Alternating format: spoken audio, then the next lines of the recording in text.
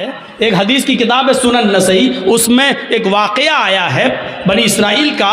उस जमाने में एक बहुत बड़ा नेक आदमी रहता था, बहुत बड़ा नेक आदमी, पक्का सच्चा नमाजी और आबिद, इबादत गुजार, तहज्जुद गुजार, सारी इबादतें करता था, नेक आदमी। लेकिन उस जमाने में उसके गांव की एक औरत बेवा हो चुकी थी, उसका आदमी मर चुका था। उस औरत की नजर उस नेक आदमी के ऊपर थी कि इसको किसी तरह अपने घर बुलाया जाए और इसके साथ जिना किया जाए। सुनिए नौजवानों, तुम्हारे मतलब की बात है। अब शराब की बात आ गई तो तुम उठ के जाने लगे हो। सुनो सुनो, इबरत लो। तो उस औरत ने अपनी लौंडी से, अपनी खादिमा से कहा कि बहाने से उस नेक आदमी को, उस इबादत गुजार को बुलाओ और कह दो कि किसी मामले में हमारी मालिकन को गवाही लेनी है तुमसे।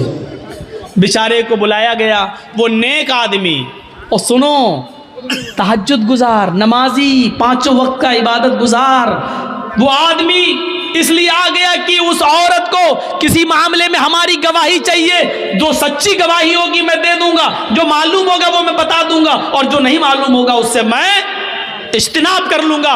ये शख्स नेक इबादत गुजार वहां जाता है, और जाने के बाद उस लौंडी ने एक दरवाजा खोला। दरवाजा जैसी अंदर गई, उनको लेकर ये दरवाजा बंद हो जाता है। वो कहती है अगले वाले दरवाजे में चलो। दूसरा दरवाजा खुलता है, ये नेक आदमी दूसरे दरवाजे में जाता है, दूसरा दरवाजा अपने आप बंद हो जाता है। कहती है आगे वाले दरवाजे में हमारी मालिकन है। ये तीसरे दरवाजे में दाखिल होता है, तीसरा दरवाजा बंद हो जाता है। इसी तरीके से वो 4 या 5 दरवाजे के बाद वो उस लड़की की मालिकन के पास पहुंच जाता है, जो हुस्न जमाल की देवी थी, बड़ी खूबसूरत थी, और जिसका पति मर चुका था, जिसका हस्बैंड मर चुका था। क्या देखता है ये नेक आदमी, ये इबादत गुजार आदमी, उस औरत के पास एक खूबसूरत लड़का भी बैठा हुआ है, छोटा सा बच्चा है, तकरीबन 4-5-6 साल की, 7-8 साल की उम्र होगी, इससे ज्यादा नहीं। खूबसूरत बच्चा उसके पास है, और शराब का एक प्याला भी उसके पास रखा हुआ है, और छुरी भी रखी हुई है। इस औरत ने कहा देखो, मैंने किसी गवाही अवाही के लिए तुम्हें नहीं बुलाया है, मैंने तुम्हें सिर्फ इसलिए बुलाया है कि उदनु मिन्नी, मेरे करीब होइए और मेरे साथ जिना कीजिए, मुझे तुमसे अपनी प्यास बुझानी है। इस आदमी ने अपने दोनों हाथों को कान पर रखा और कहने लगा वल्लाह ये काम मुझसे नहीं हो सकेगा। तुम्हें मालूम है कि मेरी पूरी जिंदगी इबादत में गुजर गई है, मुझे धोखे से यहाँ बुलाया गया है। उस औरत ने कहा यही समझो कि मुझे धोखे से बुलाया गया है, मैंने आपको बुलाया है। अब आपके पास 3 ऑप्शन है, उनमें से एक काम करिए आप, नहीं तो जिंदा नहीं जा सकते आप यहां से। पूछने लगा कि दूसरा ऑप्शन बताओ। उसने कहा मैं 2 ऑप्शन और देती हूं, या तो मेरे साथ जिना कीजिए, जिना नहीं कर सकते तो ये छुरी उठाइए, इस खूबसूरत जो बच्चा बैठा 7-8 साल का, इस बच्चे को कत्ल कीजिए, या तो मेरे साथ जिना कीजिए या इसके साथ इसको कत्ल कीजिए। उसने कहा कत्ल भी बहुत बड़ा गुनाह है, मैं ये भी नहीं कर सकता। फिर उसने कहा कि अगर कत्ल भी नहीं कर सकते हो तो फिर ये शराब का प्याला जो रखा हुआ है, शराब के प्याले को पी लीजिए। उसने जब देखा कि मेरे बचने का कोई रास्ता नहीं, तो वही मामला था, बड़े गुनाह से बचने के लिए छोटा गुनाह कर लिया जाए, अपनी जान को बचाने के लिए। यहां तो शिर्क करने को भी नहीं कहा जा रहा है, सिर्फ शराब पीने के लिए कहा जा रहा है। चलो जिना करने से और कत्ल करने से बेहतर है कि शराब का प्याला उठाकर पी लिया जाए। लिहाजा इस नेक आदमी ने शराब का प्याला उठाकर पी लिया। शराब का प्याला उठाकर पी लिया तो इसको थोड़ा मजा आ गया। शराब का जैसे ही हल्का सा गुनूद की तारी हुई, उस औरत ने दूसरा प्याला शराब का भर दिया, कहा कि एक और पी लो। उसने कहा जब एक पी लिया है तो दूसरा पीने में क्या, उसने दूसरा भी पी लिया। उसने एक और पिलाया, उसने तीसरा भी पी लिया, और फिर शराब के नशे में धुत होकर उसने उसके हाथ में छुरी पकड़ा दी ये आदमी शराब के नशे में था, इसलिए शराब तो पी चुका था, इसने उस बच्चे को कत्ल भी कर दिया। शराब के नशे में आकर उस लड़के को, जो 7-8 साल का बच्चा था खूबसूरत, उस बच्चे को इसने कत्ल भी कर डाला। और फिर शराब के नशे में उस औरत ने उसके दोनों हाथ पकड़ के अपने ऊपर उसको सवार कर लिया और इसने शराब के नशे में उस औरत के साथ जिना भी कर डाला। गौर कीजिए, एक गुनाह करवाया जा रहा था उससे कि तू मेरे साथ जिना कर, लेकिन इसने जिना से बचने के लिए कहा कि नहीं, अल्लाह से डराया, कयामत से डराया, जहन्नम से डराया, लेकिन उस औरत के ऊपर जिना का भूत सवार था। उसने कहा अगर जिना नहीं करते हो तो कत्ल करो, कत्ल भी करने से इनकार कर दिया तो कहा शराब पियो, और जब शराब पी तो शराब पी के कत्ल भी कर डाला और जिना भी कर डाला। अल्लाह के नबी ने क्या फरमाया, शराब मत पिया करो, इसलिए कि शराब तमाम बुराइयों की जड़ है। मेरे भाइयों, न शराब पिया होता, न कत्ल किया होता, न जिना, शराब ने उससे कत्ल भी करवा दिया और जिना भी करवा दिया। फिर यह आदमी मेरे भाइयों जिंदगी भर शराबी बन गया है, गलियों में घूमता फिरता और लोगों से शराब की भीख मांगता फिरता। यह एक जन्नती आदमी था, लेकिन एक बार शराब पीने के बाद इसकी दिल की दुनिया बदली और इस हाल में मरा कि मरते वक्त भी ये शराब की बोतल मांग रहा था, शराब का प्याला मांग रहा था, शराब मांग रहा था, और फिर आकर शराब नहीं मरा, नहीं मिली और ऐसे ही मर जाता है। अंदाजा लगाइए कि एक प्याले शराब ने इस आदमी की जिंदगी को कैसे बदल दिया, एक जन्नती इंसान को जहन्नमी इंसान कैसे बना दिया। इसीलिए अल्लाह के नबी ने फरमाया, वला तशरबन्न खमरन फइन्नहु रासु कुल्लि ज़ंबिन कुल्ल फाहिशतिन, हर गंदी चीज की जड़ है ये शराब। नौजवानों, इस शराब को तुम हाथ मत लगाया करो, छोड़ दो इस शराब को। एक अंसारी ने दावत की मदीने के अंदर, हज़रत अली की, अब्दुर्रहमान इब्न औफ की और बहुत से सहाबा की। जब दावत कर दी, उस ज़माने में शराब हराम नहीं हुई थी, शराब की हुर्मत का ऐलान नहीं हुआ था। उस अंसारी ने सबको खाना खिलाया और खाना खिलाने के बाद शराब का जाम भी पिलवा दिया। शराब पी, हराम तो हुई नहीं थी, इसलिए जो लोग पीते थे वो पी लेते थे। शराब यहाँ पी और यहाँ मगरिब की आज़ान की आवाज़ आने लगी। अब सब कहने लगे कि शराब तो पी ली, अब नमाज पढ़ने मस्जिद में क्या जाऊँ, चलो यहीं जमात कर लो। घर में ही जमात होने लगी। हजरत अब्दुर्रहमान इब्ने औफ को इमाम बना दिया। हजरत अब्दुर्रहमान इब्ने औफ नमाज पढ़ा रहे हैं मगरिब की, हजरत अली और दूसरे सहाबा पीछे खड़े हैं और मगरिब में जोर जोर से कुरान की तिलावत की जाती है, वो भी कर रहे हैं। शराब अपना रंग दिखाने लगी, दिमाग पे चढ़ने लगी और यहाँ कुरान की आयत पढ़ रहे हैं, अल्हम्दुलिल्लाहि रब्बिल आलमीन अर्रहमानिर रहीम मालिकी यौमिद्दीन इय्याका नअबुदु व इय्याका नस्तईन इहदिनस सिरातल मुस्तकीम सिरातल लज़ीना अनअमता अलैहिम गैरिल मग़दूबि अलैहिम वलद्दाल्लीन। गाड़ी सही चली यहाँ तक। इसके बाद उन्होंने आने लगा, चढ़ गई, अब नमाज में है, बिस्मिल्लाहिर्रहमानिर्रहीम, अब कुरान की सूरत शुरू हो गई। कुल या अय्युहल काफिरून ला अअबुदु मा तअबुदून। कुरान की आयत यही है, लेकिन ये क्या पढ़ रहे हैं नमाज में? कुल या अय्युहल काफिरून नहनु नअबुदु मा तअबुदून। बिल्कुल माना ही उलट दिया। तर्जुमा क्या हुआ? कुल या अय्युहल काफिरून, ऐ मोहम्मद सल्लल्लाहु अलैहि वसल्लम कह दो ऐ काफिरो, ला अअबुदु मा तअबुदून, मैं उन झूठे खुदाओं की पूजा नहीं करता जिनकी तुम करते हो। ये है तर्जुमा। लेकिन इन्होंने क्या पढ़ दिया? नहनु नअबुदु मा तअबुदून। ऐ मोहम्मद सल्लल्लाहु अलैहि वसल्लम कह दो क्या है काफिरो, मैं भी उन झूठे खुदाओं को पूजता हूँ जिनको तुम पूजते हो, मैं भी उनकी इबादत करता हूँ जिनकी तुम करते हो। माना ही बदल गया। अल्लाह अल्लाह करके किसी तरह नमाज ख़त्म हुई, वहाँ अल्लाह के नबी के ऊपर कुरान की आयत नाजिल होती है, या अय्युहल्लज़ीना आमनू ला तक़रबुस्सलाह व अंतुम सुकारा हत्ता तालमू मा तक़ूलून।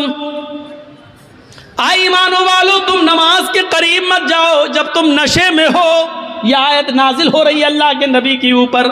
ऐ मुसलमानों, ईमान वालो तुम नमाज के करीब मत जाओ जब तुम नशे में हुआ करो, तो नमाज के करीब मत जाओ। उस वक्त तक न पढ़ो जब तक कि तुम उन बातों को समझने न लगो जो तुम्हारे मुंह से निकल रही हैं। तुम्हें खुद नहीं मालूम ला आबुदु मा ताबुदून पढ़ना है कि नहनु नाबुदु मा ताबुदून पढ़ना है, तुम समझ ही नहीं पा रहे हो। जब तक तुम अपनी जबान से निकलने वाले जुमले और वर्ड्स को समझने न लगो तब तक तुम नमाज न पढ़ो। सहाबा के ज़मीर झंझुड़ गए, या अल्लाह ये शराब इतनी ख़राब चीज़ है कि अल्लाह ताला ने नमाज जैसी इबादत को मुलतवी कर दिया। यानी शराब अगर पी लिया करो तो नमाज मत पढ़ो जब तुम नशे में हो। या अल्लाह ऐसे कैसे हो सकता है कि मैं नमाज के लिए शराब छोड़ दूं, शराब पीऊं, शराब नमाज छोड़ने के लिए शराब पीऊं? नहीं नहीं नहीं, शराब छोड़ सकता हूं लेकिन नमाज नहीं। इस आयत ने उनके ज़मीरों को जगा दिया। मुसलमानों, ईमानदारी के साथ बताओ हमारे ज़मीर कितने जागे हुए हैं शराब के ताल्लुक से? कितने? चलिए आइए मेरे साथ बॉम्बे का सफ़र करिए, टाटा हॉस्पिटल चलिए।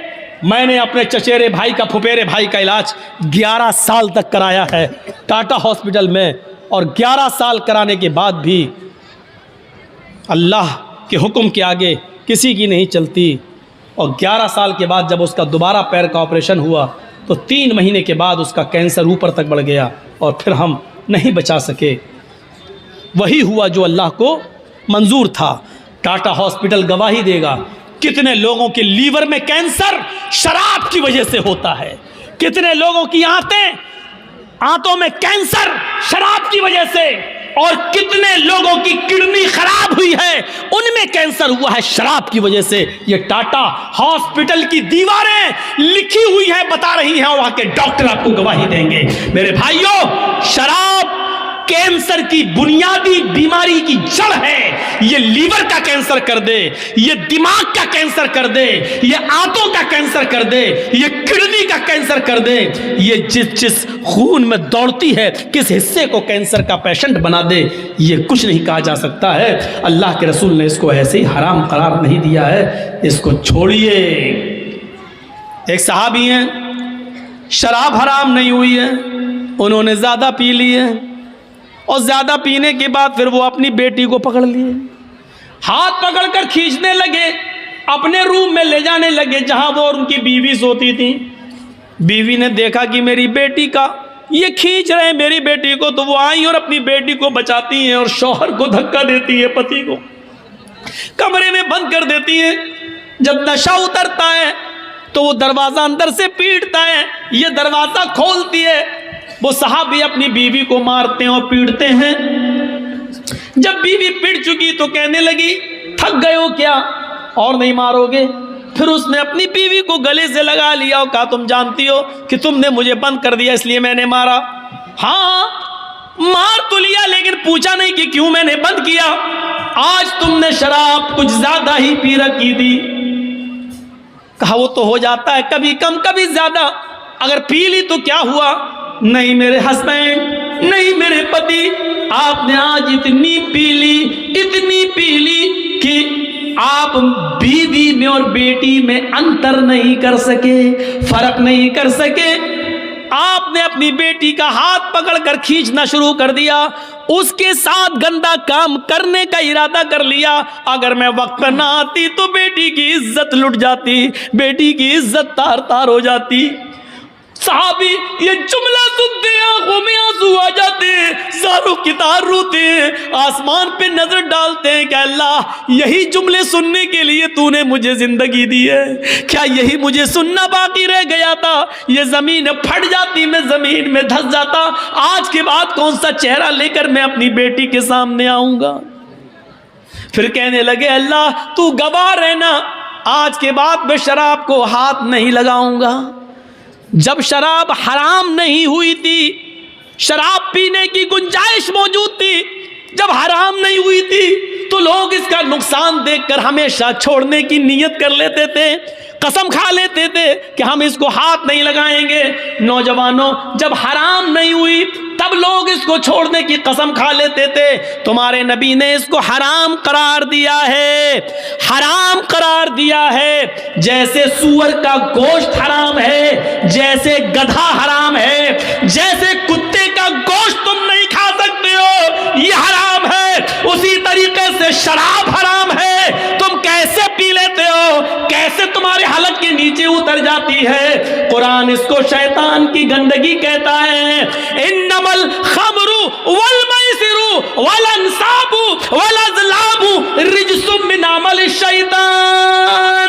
शराब, जुआ, आस्थानों के नाम पे फाल चढ़ाए हुए फाल, तीरों के फाल, जुआ और अंसाब, अज़लाम और पांसे के तीर, ये सारी की सारी चीजें रिज्सुम मिन अमल शैतान, शैतान की गंदगी है। अल्लाह ने ये नहीं कहा हराम, रिज्सुम मिन अमल शैतान, शैतान की गंदगी है। एक इंसान अपनी गंदगी नहीं खा सकता है, दूसरे की गंदगी खाना तो बहुत दूर की बात। आपने यहाँ लैट्रीन की खा के दिखाओ, नहीं खा सकते हो।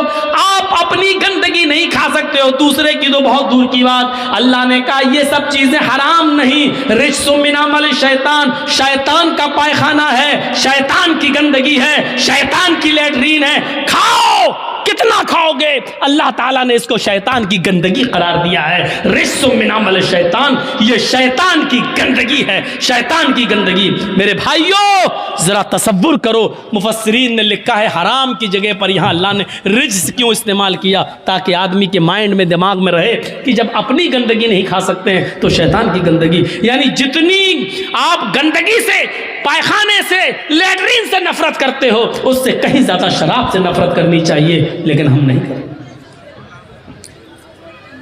सहाबी बेटी का हाथ पकड़ सकते हैं, क्या हम और आप सहाबा से बढ़कर हैं? क्या शराब के नशे में आकर हम अपनी बहन और अपनी बेटी का हाथ नहीं पकड़ सकते? और अल्लाह के रसूल ने तो कहा है, कयामत की निशानियों में से एक निशानी ये बताई, ला यातियन्ना अला उम्मती मा अता अला बनी इसराइल, बनी इसराइल ने जो किया वो मेरी उम्मत भी करेगी। हज़वन नाली बिन नाल, जैसे पैरों में पहनने वाले जूते बराबर होते हैं, मेरी उम्मत में और बनी इसराइल में कोई फर्क नहीं होगा। यहां तक कि अगर उनमें से हत्ता इनकान मिनहुम मन अता अला उम्मी अलानियतन, अगर उनमें से किसी एक ने अपनी मां के साथ जिना किया होगा तो मेरी उम्मत में लकान फी उम्मती मैं यसनौ ज़ालिक, तो मेरी उम्मत में भी मां, बहन और बेटी के साथ जिना करने वाले लोग पैदा होंगे। ये मां और बहन बेटी के साथ जिना कहां, कैसे होगा? यही शराब है जिसका नशा हमें अपनी बहन के साथ जिना करने पर मजबूर करेगा, हमें अपनी बेटी के साथ जिना करने पर मजबूर करेगा।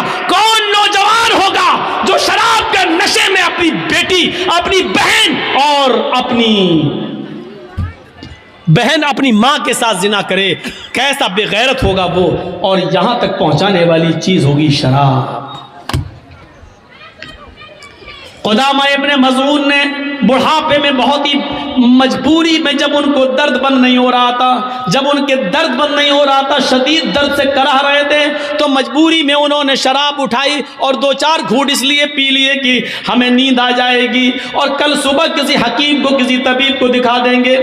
वो 85-90 साल का बूढ़ा क़ुदामा इब्न मज़ऊन, जिन्होंने अल्लाह के नबी का ज़माना पाया, जिन्होंने हज़रत अबू बकर का ज़माना पाया, जिन्होंने हज़रत उमर का ज़माना पाया, हज़रत उमर फारूक के ज़माने में उन्होंने थोड़ी सी शराब इसलिए पी ली कि रात में उनको दर्द हो रहा था और दर्द की वजह से वो करवटें बदल रहे थे, उनको नींद नहीं आ रही थी। उनके घर में, उनके घर के किसी मेंबर ने उनको थोड़ी सी शराब पिला दी कि ले लो, सो जाओगे, नींद आ जाएगी और कल सुबह किसी हकीम को दिखा देना। लेकिन ये खबर उमर फारूक के कानों तक पहुंच गई। हज़रत उमर ने इस 90 साल के बुढ़े को, क़ुदामा इब्न मज़ऊन को तलब किया, उनसे पूछा। उन्होंने कहा बहुत तेज दर्द हो रहा था, उस दर्द की वजह से मैंने मजबूरी में शराब पी ली थी ताकि दर्द बंद हो जाए। हजरत उमर ने कहा अफसोस है कि तुमने मजबूरी में पी, लेकिन मोहम्मद रसूलुल्लाह ने शराब मजबूरी में भी पीने की इजाजत नहीं दी है। हमें कोई ऐसी चीज नहीं मिलती कि बीमारी में या मजबूरी में अल्लाह के नबी ने कभी शराब किसी को पिलाई हो। आए क़ुदामा, तुम्हें कोड़े मारे जाएंगे, सारे सहाबा कहते हैं आप इतने बूढ़े आदमी को कोड़े कैसे मार सकते हैं? हजरत उमर की दलील ये थी, इनको कोड़े न मारने की कोई दलील दे दो या अल्लाह के रसूल की कोई हदीस मुझे बता दो कि बूढ़े आदमी को कोड़े न लगाए जाएं, हम इनको छोड़ देंगे। लोगों ने फिर मीटिंग की और कहा ठीक है कोड़े मारना ही है, 40 तो मारो, लेकिन इनको सही हो जाने दो, इनकी तबीयत खराब है, ये लाठी लेकर चल रहे हैं, बिस्तर पर लेटे रहते हैं, अब इनको कुछ ताकत आ जाने दो फिर कोड़े मार लेना। हजरत उमर ने कहा इनको अगर हफ्ते 10 दिन की मोहलत में दे भी दूं और इनसे कह दूं कि घर जाओ, 10 दिन बाद कोड़े लगाए जाएंगे, लेकिन लोगों अगर उन 10 दिनों में मैं ही मर जाऊं, मेरा इंतकाल हो जाए, तो मैं अपने रब को क्या मुंह दिखाऊंगा? फिर कुदामा इब्न मज़ून को खड़ा कर दिया हजरत उमर फारूक ने, और इस 90 साल के बूढ़े को जिसने मजबूरी में शराब पी थी उनको 40 कोड़े मारे गए। इन 40 कोड़ों का असर कुदामा इब्न मज़ून के ऊपर यह हुआ कि फिर वो पूरी जिंदगी बिस्तर से उठ नहीं सके, फिर वो लैट्रीन बिस्तर पे करते थे, पेशाब बिस्तर पे करते थे, वो 1 साल 1.5 साल 2 साल उसके बाद जिंदा रहे, लेकिन जितने दिन जिंदा रहे वो बिस्तर से उठ नहीं सके। हजरत उमर के कोड़े मारने के बाद यहां तक कि उसी हाल में उनका इंतकाल होता है। मेरे भाइयों, हजरत उमर फारूक ने इन चीजों की परवाह नहीं कि उस बूढ़े आदमी को भी कोड़े मारे। नौजवानों गौर करो, जिस शराब के पीने पर बूढ़े आदमी को नहीं छोड़ा गया, कुदामा इब्न मज़ून को नहीं छोड़ा गया, पूरी जिंदगी उनकी बिस्तर पर एड़ियां रगड़ रगड़ कर गुजर गई, फिर वो बिस्तर से कभी उठ नहीं सके, पेशाब और पायखाना तक उन्होंने बिस्तर पे किया, उनकी बीवी उनके बच्चे उसको साफ करते रहे, लेकिन उमर फारूक ने इसकी कोई परवाह नहीं की। ये शराब पीने वालों की सजा है इस्लाम के अंदर, हम और आप इसलिए बचे हुए हैं क्योंकि मेरे भाइयों यहाँ इस्लाम का कानून नहीं है। मेरे भाइयों, इस्लाम का कानून नहीं है इंडिया में, तो क्या हुआ? अपने दिलों पर इस्लाम नाफिज करो। सबसे बड़ा मुसलमान वो है जो इस्लाम के कानून को अपने दिल पर नाफिज करे, जो शरीयत को खुद अपने दिल से माने, मोहम्मद रसूलुल्लाह के बताए हुए रास्ते पर खुद चले और दूसरों को चलने का हुक्म दे। मेरे भाइयों, ये है वला तशरबन्न खमरन फइन्नहु रासु कुल्लि फाहिशतिन, हर बुराई की जड़ है, इसलिए शराब मत पीना। और 5वीं चीज ये बताई, व इय्याका बिल मासिया फइन्न बिल मासियति हल्ला सखतुल्लाह। लोगों, समाज में कभी नाफरमानी के काम मत करना। जब नाफरमानी के काम करोगे, पाप और गुनाह के काम करोगे, तो याद रखना अल्लाह का अजाब तुम्हारे ऊपर आ जाएगा। ये अल्लाह का अजाब हमारे ऊपर है। आज पेट्रोल 100 पार कर चुका है, ये क्या है? क्या ये अल्लाह का अजाब नहीं है? जब गुनाह करोगे तो अल्लाह का अजाब हलाल हो जाएगा, बारिश रोक ली जाएगी, बहुत सी जगहों से बारिश रोक दी जाती है। क्या ये अल्लाह का अजाब नहीं है? हाँ, ये भी अल्लाह का अजाब है कि जब तुम नाफरमानी के काम ज्यादा करोगे तो अल्लाह तुम्हारे ऊपर गलत जालिम सरकारें बिठा देगा। आज भारत को जालिम आदमी मिलता है, हिटलर मिलता है, हज्जाज इब्न यूसुफ की तरह एक जुल्म करने वाला इंसान मिलता है जो 750 किसानों के मरने के बाद 2 मिनट का मौन नहीं रख सकता है, उनको सांत्वना नहीं दे सकता है, उनके लिए 2 प्यार के शब्द नहीं बोल सकता है। जब